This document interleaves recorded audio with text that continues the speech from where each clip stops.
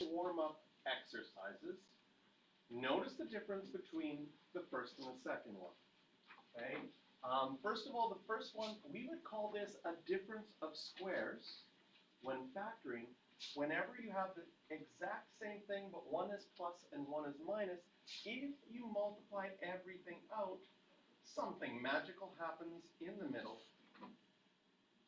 And 3x times 3x will give me 9x squared, but then outside will be plus 3x, and then I have a minus 3x, which nicely cancels out minus 1. So the middle terms cancel out.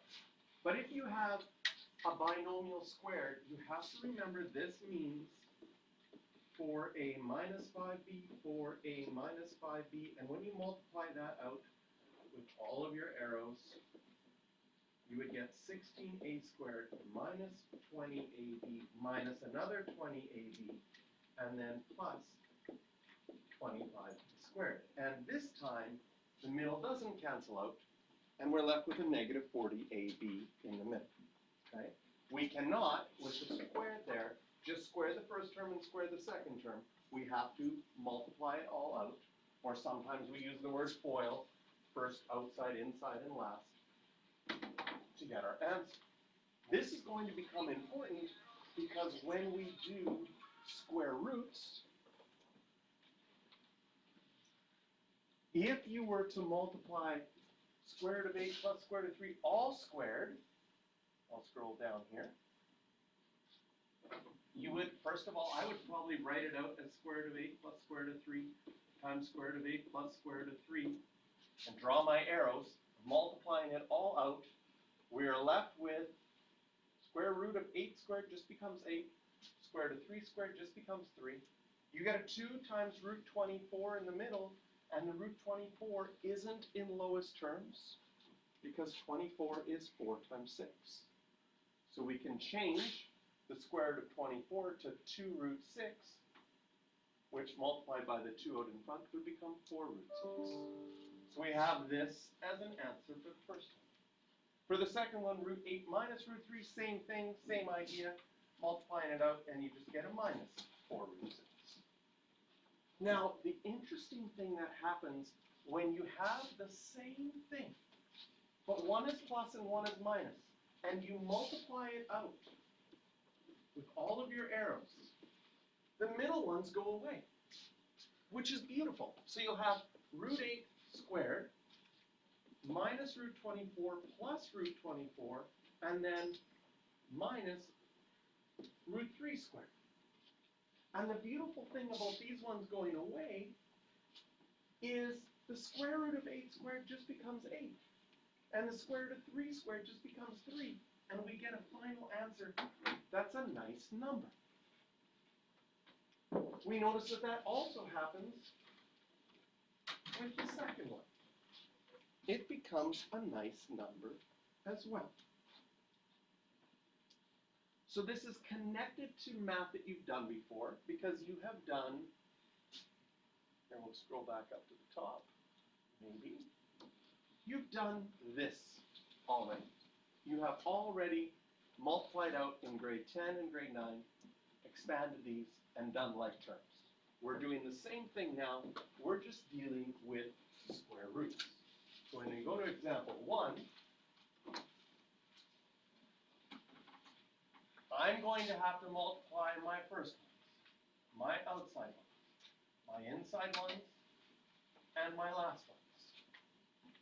And when multiplying radicals,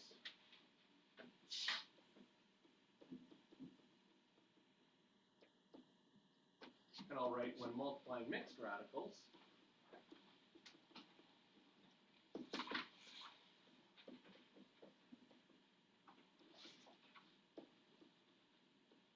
we'll multiply the numbers in front. Sometimes those are called coefficients.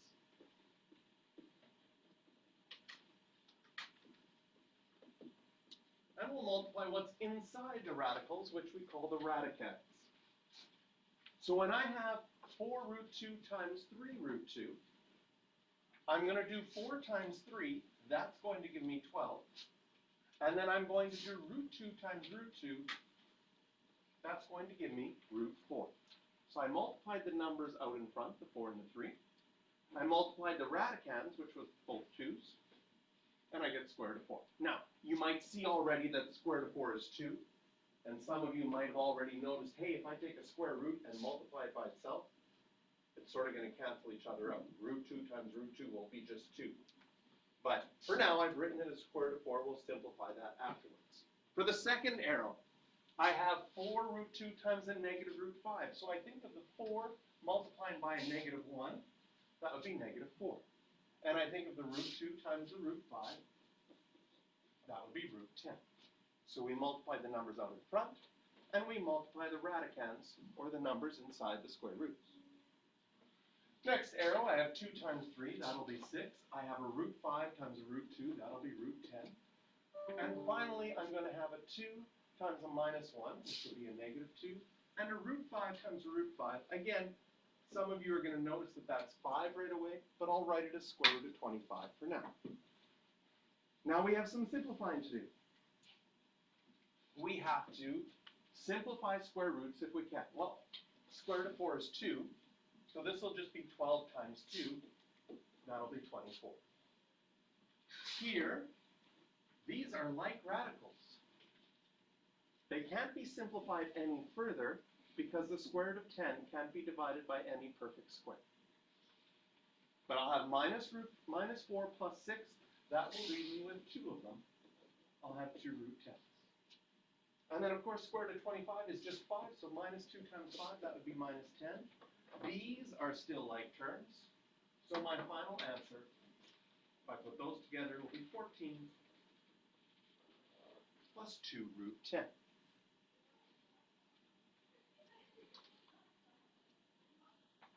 So, expand means get rid of brackets.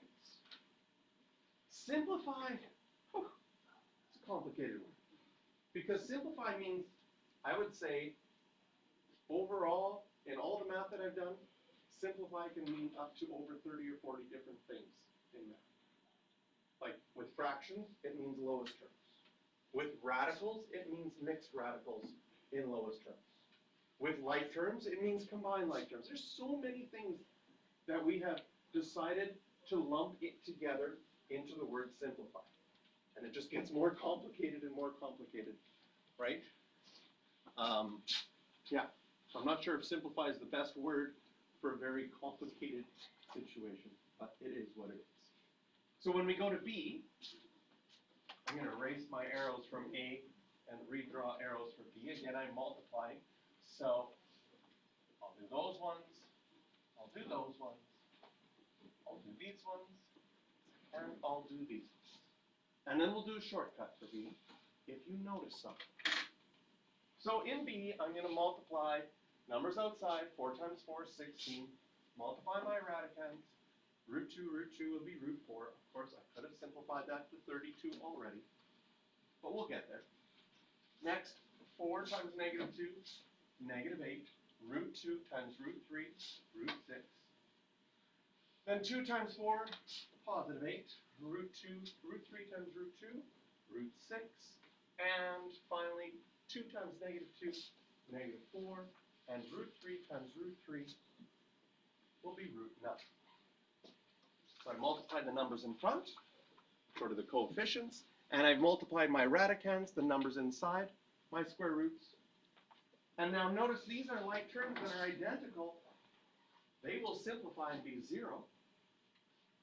Square root of 4 is 2, so this will become 32 minus, and 4 times square root of 9 is 3, so 4 times 3 is 12, and we get a final answer of 20.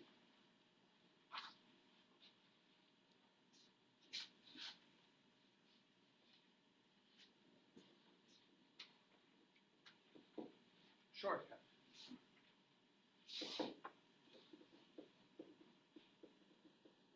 I'm going to add some mathematical terminology.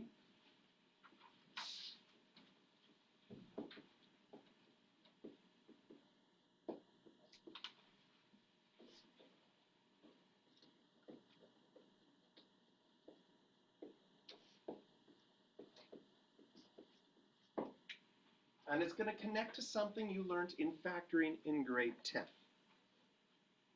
I put the word conjugates. Don't worry if you see that word and you're like, I don't know what that means. That is okay. I will explain that. But the difference of squares, that should trigger something in your memory from factoring in grade 10. So first of all, what is a difference of squares? A difference of squares, and we'll do a couple of examples here. A difference of squares could be something like x squared minus 9. It's called a difference of squares, the difference for the subtract sign, and the squares because x squared is x times x, and 9 works out perfectly to be 3 times 3. And you learned in grade 10 that you could factor a difference of squares to be x plus 3, x minus 3. If I had a squared minus b squared, that would be a difference of squares because I have the difference. A is squared, b is squared, so they're both squares. And this could be factored to be a plus b, a minus b. When you have the same numbers, but the middle sign, one is plus and one is minus, in mathematics we say those binomials are conjugates of each other. So the word conjugate just means you have a binomial with the same numbers with a different sign in the middle. Okay? If you recognize that, whenever you FOIL this out, you see that your outside and your inside always match up to cancel out, making your difference of squares. So the shortcut for the one that we just did, so here's the one that we just did. We noticed that it was 4 root 2 and 2 root 3, and then 4 root 2 and 2 root 3, and the only difference was one was plus and one was minus. This makes this conjugates of each other. And as a shortcut, I could say, well, I know it's going to be this one squared minus this one squared. And if I square 4, I'm going to get 16. If I square a square root, I'm just going to get 2. 16 times 2, 32. Square 2, I'm going to get 4. Square root of 3, I'll just get 3. 4 times 3, 12. And I get 20 a lot quicker, noticing that it was a difference of squares. So if we can recognize that, we can make our life a little bit easy. So circle questions 3, 4, 5, and 7.